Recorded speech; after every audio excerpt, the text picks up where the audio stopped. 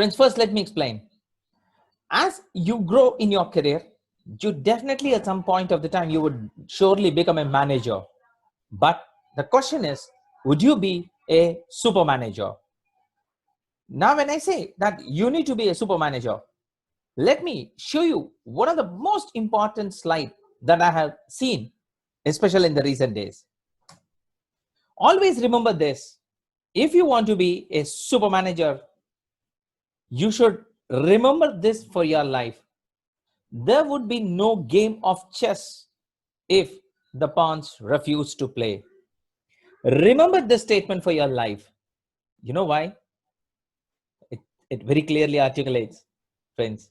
If your team members are not playing, if your team members are not playing with you, if the team members are not aligned to the organizational goals, there is no game, there is no growth, there is no success, and there is no future. Hence, in this particular scenario, the one key thing that we need to understand is how effectively are you going to be playing the role called super manager.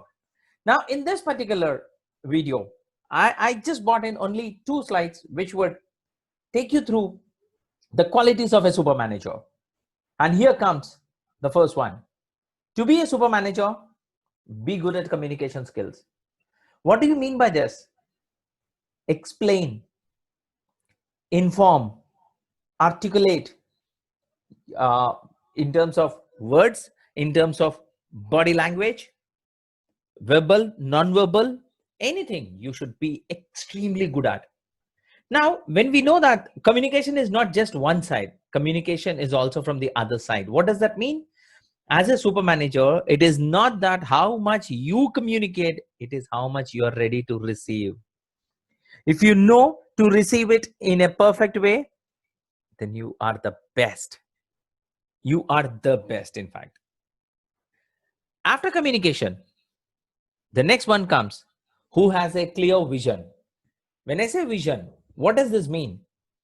You need to know what is the organization vision for you and your team, and how are you taking that to the next level. If you know, and if you can take this, your vision, to your reportees, and that's where you will be more successful. Friends, always remember, as we grow in the life, as we want to be successful, the most important thing is understanding about how the organization want the team to drive. And you as a leader, you as a manager, you need to clearly articulate and inform to your team what is that you guys want to achieve. Maybe in terms of numbers, in terms of volume, whatever it is. And if you think that that is sufficient for you by just articulating your vision, no, it is not sufficient. And that's where we call the super manager comes here, who has a strategy to win that vision. What do you mean by that strategy? If I say that I need to sell 1,000 life insurance policies in next 1 month, how my team is going to do it? How many joint field works? How many calls that they're going to attend? If I need to sell 1,000 kilos of my product, how my team is going to sell that? If I need to finish off the assignment in the next 1 month, how my team is going to finish that assignment? So each and every way I need to, it is not just about creating a vision or having a vision. It is also having a strategy on day 1 of the month, how to proceed forward, how to take it ahead. And that's where you will be more successful. The super manager is one who takes responsibility. What does responsibility mean? It is not that there are 2 ways of looking at it. When the team becomes successful, you go out and say that, yes, my team is successful. Now, on the other way, when the team is failure, if you stand for your team saying that, yes, my team has failed and I take the responsibility. Such a powerful word, such a powerful statement. That doesn't mean that every time your team fails and you always keep coming in, but you should also motivate them in a positive way that the team wins over it. But you take the responsibility for their failure. You take the responsibility to support them. You be a crying shoulder for them. But that's what I mean as a responsibility. You need to show them how they get successful, and that's what is responsibility. It is not just communicating verbally or communicating on mails. It is also you get into the action, and that's what I mean here as a responsibility. And that's what you as a super manager, the quality as a super manager in you comes out. And another interesting thing which lacks in many managers and which is stopping them to become a super manager is their technical skills. Maybe they are good in driving numbers from the team, but they are very bad and pathetic when it comes to their technical knowledge. Maybe a very poor Excel skills, very poor articulation skills, or very poor stage fear. Now, very poor of handling how to use a PowerPoint presentation. Now, all these things plays a key role for you to become a super manager, which means you need to invest in yourself to grow in technical knowledge also. Otherwise, the technical skills would never help you to grow success. Otherwise, you become, you be from manager again, you need to go down, but not ahead. Maybe your reporters would start leading you, because you need to spend time in learning. And that's where these technical skills plays a key role in your life. And the last one, the one who is good at delegation, I call them as a super manager. What is that good at delegation? You need to know who is best at what. But that's where the team bonding. You need to know your team members, not just by name, but by their family, by their education, by their background, by their special skills, by their special talents, so that you can allocate, you can designate job to your team members accordingly. And that's where the super manager within you would grow up. Because if delegation, if we miss out, the whole team gets collapsed.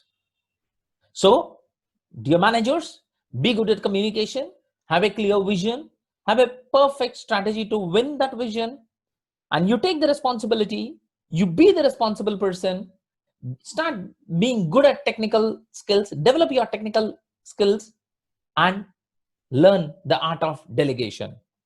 And when you do all these things, what happens? You would definitely be a super manager. You would surely be a super manager. Hence, to conclude, dear manager, always be positive, have the commitment within you, and show the passion in your work, so that your team members becomes compassionate about your organization goals.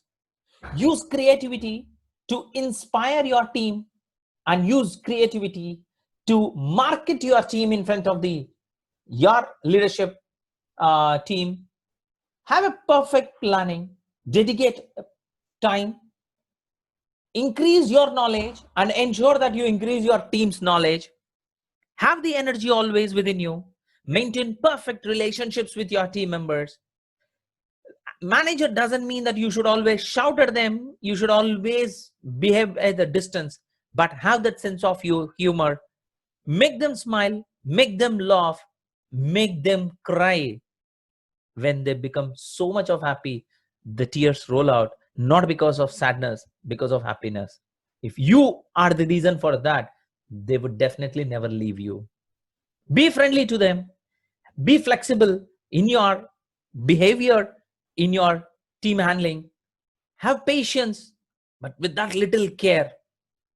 Be brave, and with a lot of enthusiasm, show that humanity with your team members. Bring out the innovative concepts with a collaborative mindset, and nurture each and everyone in your team so that they are prepared for the future. And remember one thing always, be a student for life, so that you would not just be a manager, but you would be a super manager forever. Wish you all the very best. Thank you for watching this.